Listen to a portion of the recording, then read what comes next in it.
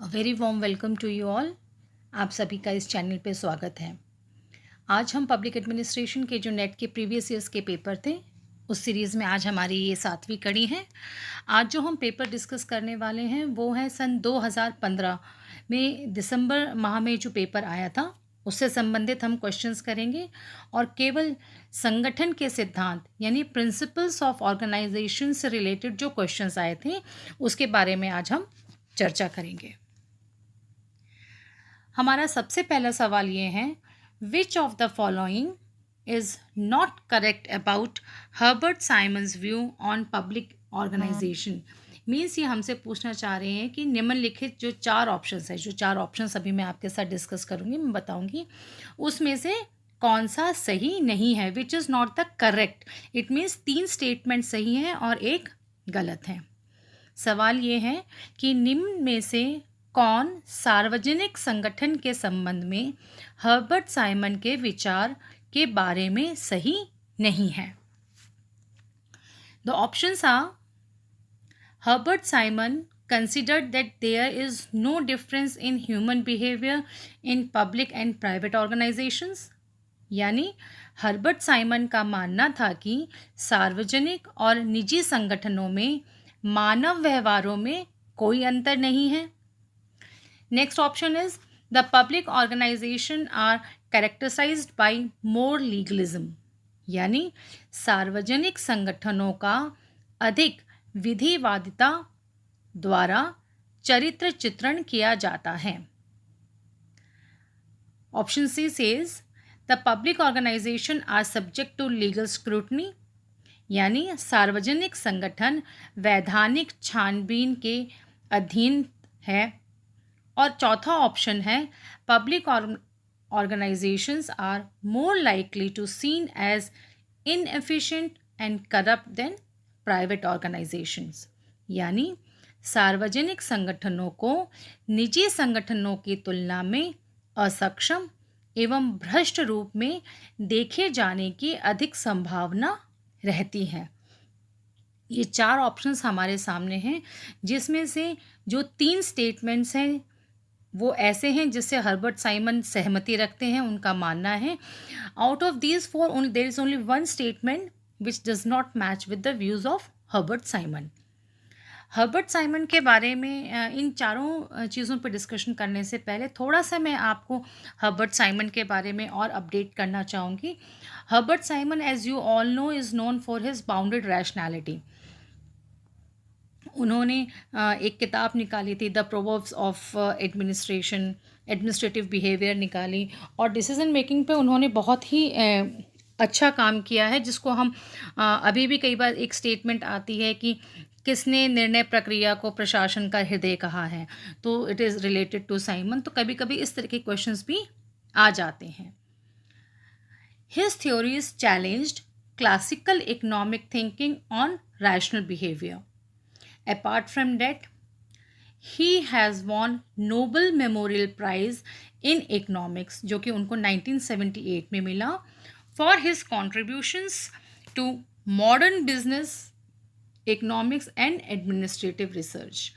तो एक क्वेश्चन कभी कभी आता है कि भाई निम्नलिखित में से किन विचारकों को या लेखकों को या जो 4 नाम दिए हैं उनमें से किसको नोबेल प्राइज़ मिला है।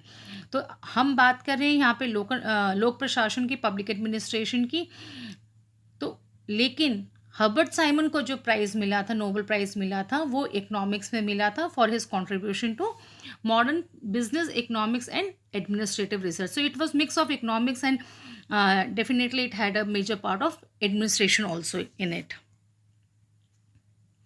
इसके अलावा साइमन को A.M. तुरंगी अवार्ड जो 1975 में उनको मिला था for his work in computer science, including his contributions in the area of artificial intelligence.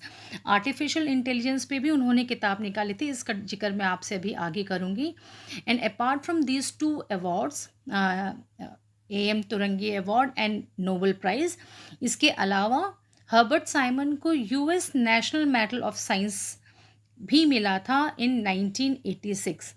तो ये 3 सवाल कुछ इस तरीके से इसमें से बन सकते हैं। अलग अलग अवार्ड्स को लेके कि ये किसको मिले थे।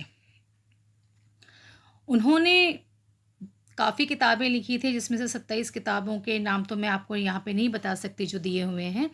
जो मेन किताबें हैं जो हमारे सब्जेक्ट से रिलेटेड हैं और जो अक्सर क्वेश्चंस में आ जाते हैं, उसमें से सबसे पहली है प्रोवर्ब्स ऑफ एडमिनिस्ट्रेशन, जिसका जिक्र मैंने आपसे किया था। It was in 1946. Then was administrative behaviour which came in 1947. Organizations, the science of artificial intelligence है, सॉरी मैं मिस कर गई यहाँ पे बेटा। And the fifth one was models of bounded rationality in 1982. ये कुछ किताबों के नाम मैंने आपके साथ डिस्कस किए हैं। आगे कभी और जब क्वेश्चंस आएंगे तब हम और कुछ किताबों को डिस्कस करेंगे। और पीछे जो हमने क्वेश्चन पेपर्स किए हैं उसमें भी हम लोगों ने काफ़ी किताबें डिस्कस करी थी, तो कुछ रिपीटेशन हो सकती हैं, कुछ नए हो सकते हैं। आपके लिए एक टिप ये है कि जब भी आप अपने ऑथर्स और उनकी पब्लिकेशंस या उनके जो राइटअप्स हैं उनको याद करते हैं, तो यदि आप उसको क्रोनोलॉजिकल ऑर्डर में लिखते हैं तो आपको बेनिफिट रहता है, क्योंकि कभी कभी सवाल उससे रिलेटेड आ जाते हैं या फिर कोई क्वेश्चन ऐसा आया होता है जिसमें आप एक आइडिया लगा सकते हो कि नहीं, ये किताब तो बहुत पहले की है और जो सवाल पूछा जा रहा है जिस मुद्दे पे वो बहुत बाद का है, तो somewhere it helps you. Simon का जो मेजर कंट्रीब्यूशन प्रबंधन की तरफ था, तो his major contributions towards management was, मैंने पॉइंट्स में यहाँ आपको मैं जस्ट बता रही हूँ, इसके ऊपर क्वेश्चन बन सकता है, so please keep it in mind. पहला है concept of organisation, decision making, bounded rationality, तार्किक डिसीजन मेकिंग की जब हम लोग बात करते हैं उससे रिलेटेड है ये। फिर है एडमिनिस्ट्रेटिव मैन, प्रशासनिक आदमी या व्यक्ति, और ऑर्गेनाइजेशनल कम्युनिकेशन। ये 5 मुख्य बातें थी जिनका उन्होंने कंट्रीब्यूट किया था मैनेजमेंट की तरफ, या मैनेजमेंट से संबंधित बातें में उन्होंने इन 5 चीज़ों को एम्फसाइज किया था। तो वापस हम अपने क्वेश्चन पर आते हैं। Question says which of the following is not correct about Herbert Simon's views on public organisation. Herbert Simon ने के कौन से सार्वजनिक संगठन के संबंध में विचार सही नहीं है, जो निम्न 4 ऑप्शंस दिए गए हैं। पहला है, हर्बर्ट साइमन का मानना था कि सार्वजनिक और निजी संगठनों में मानव व्यवहार में कोई अंतर नहीं होता, there is no difference. The second option is public organisation are characterised by more legalism. Third is public organisation are subject to legal scrutiny, यानी वैधानिक छानबीन के अधीन ये आते हैं, अधिक इसकी छानबीन होती है, या आप ये कह सकते हैं it is always in the eye of public. Apart from that, जो चौथा ऑप्शन है वो है public organisation are more likely to seen as inefficient and corrupt than the private organisations. देखिए, यदि आप चारों ऑप्शंस को ध्यान से देखेंगे तो ऑप्शन ए और जो ऑप्शन डी हैं ये एक दूसरे को कॉन्ट्राडिक्ट कर रहे हैं, जबकि बी और सी वैधानिकता की बात करते हैं, मीन्स संगठन की, चाहे हम स्थापना की बात कर रहे हैं, चाहे उसके चरित्र चित्रण की बात कर रहे हैं, या वैधानिक छानबीन की बात कर रहे हैं। तो that is we all know, जो भी पब्लिक ऑर्गेनाइजेशंस होती हैं, जो सार्वजनिक संगठन होते हैं, they are characterised by legalism and legal scrutiny. तो बी और सी तो साइमन द्वारा दिए हुए स्टेटमेंट्स हैं, या आप ये कह सकते हैं कि ये वो स्टेटमेंट हैं जिस पे हर्बर्ट साइमन ने अपनी सहमति व्यक्त की थी। अब हम बात कर रहे हैं ऑप्शन ए और ऑप्शन डी की। ऑप्शन ए ये कहता है कि मानव के व्यवहार में, चाहे वो लोक प्रशासन हो या निजी प्रशासन हो, कोई भी अंतर नहीं आता है, जबकि ऑप्शन डी ये कहता है कि लोक प्रशासन, या फिर सार्वजनिक संगठन कहना चाहिए यहाँ पे, तो सार्वजनिक संगठनों को निजी संगठनों की तुलना में असक्षम एवं भ्रष्ट, मीन्स इनएफिशिएंट और करप्ट माना गया है। डेफिनेटली हर्बर्ट साइमन का ये मानना था कि जो सार्वजनिक संगठन हैं वो निजी संगठनों की तुलना में अधिक असक्षम और भ्रष्ट हैं या करप्ट हैं। So these 3 options means B, C and D option जो हैं वो हर्बर्ट साइमन इन के विचार हैं, या आप ये कह सकते हो ये जो स्टेटमेंट्स दिए गए हैं इससे हर्बर्ट साइमन अपनी सहमति जताते हैं। जबकि जो ऑप्शन ए है हमारा यहाँ पर, वो हर्बर्ट साइमन का ये मानना था कि सार्वजनिक संगठन के बारे में ये बात जो उन्होंने दी थी उससे मैच नहीं करती है। इट मीन क्वेश्चन था कि which is not the correct one, so option A is not the correct one. तो definitely we have to identify which is not the correct one, so option A is the right answer. Means Herbert Simon considered that there is no difference in human behavior in public and private organization. ऐसा Herbert Simon का मानना नहीं था। जो question हमसे पूछा जा रहा है, तो definitely it was not the right statement. यानी हर्बर्ट साइमन का मानना था कि सार्वजनिक और निजी संगठनों में मानव व्यवहारों में कोई अंतर नहीं है। ये स्टेटमेंट हर्बर्ट साइमन के विचारों से मेल नहीं खाती है। यही हमसे सवाल पूछा गया था। So the right option is option ए।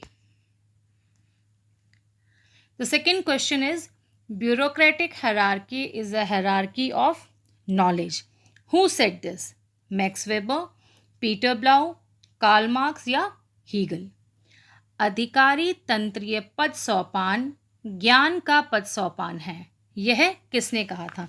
देखिए ये question is medium type question है। डिफ़िकल्टी लेवल अगर हम इसका कहें तो मीडियम आप कह सकते हैं, और इसमें अधिक डिस्कस करने के लिए कुछ नहीं, because it is a fact based question. Definitions जैसे मैंने आपसे पहले कहा था कि यदि आपको याद रहती हैं तो आपको इस तरीके के सवाल करने में आसानी होगी। So there is not much of technical discussion on this question.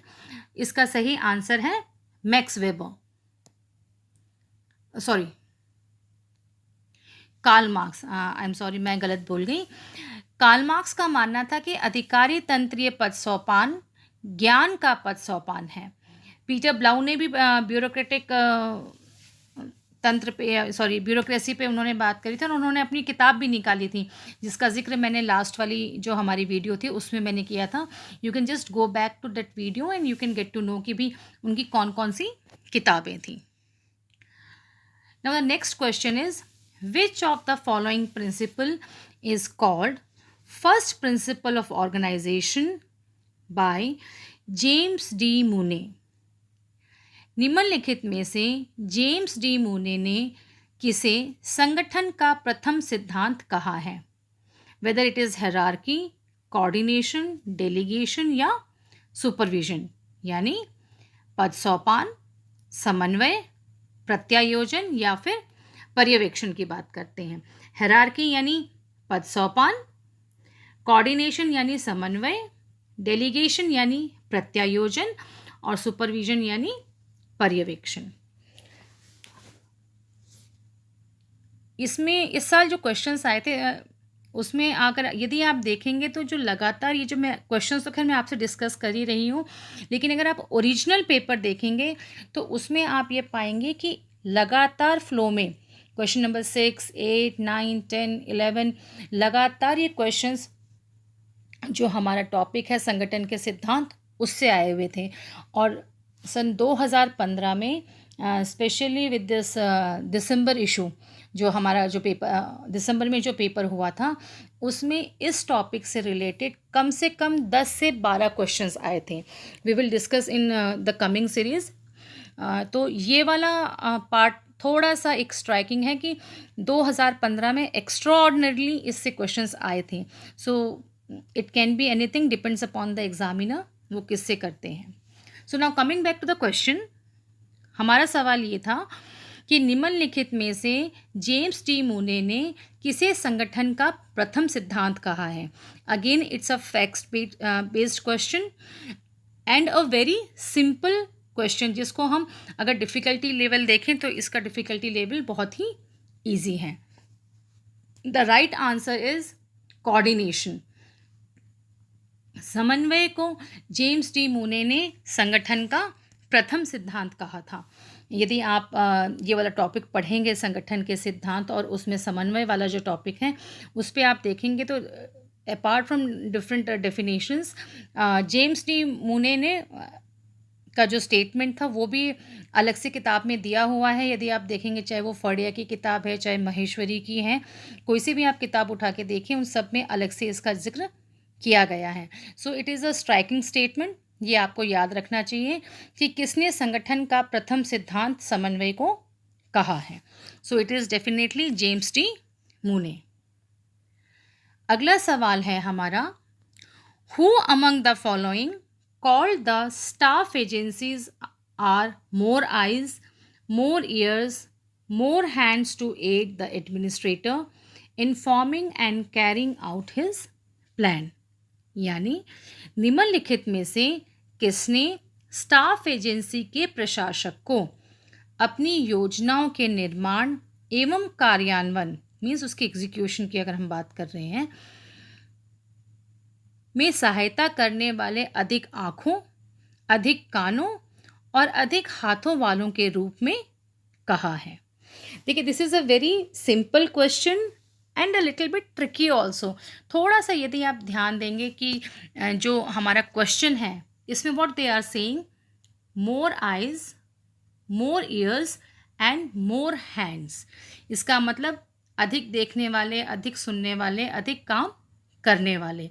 जब इन सब की हम बात कर रहे हैं तो इसका मतलब इनके बीच, और स्टाफ एजेंसी की हम लोग बात कर रहे हैं, तो इनके बीच में जब हम तालमेल की बात करते हैं, समन्वय की बात करते हैं, तो ही किसी प्रशासक के लिए ये आसान होता है कि वो अपनी योजनाओं का क्रियान्वयन कर सकें और योजनाओं का निर्माण भी कर सकें। तो it is a clue for you कि ये जो स्टेटमेंट है ये कोऑर्डिनेशन के बारे में है, और अभी हमने कहा था कि संगठन का प्रथम सिद्धांत समन्वय है, जो कि जेम्स डी मूने का स्टेटमेंट है। So definitely the answer is James D मूने।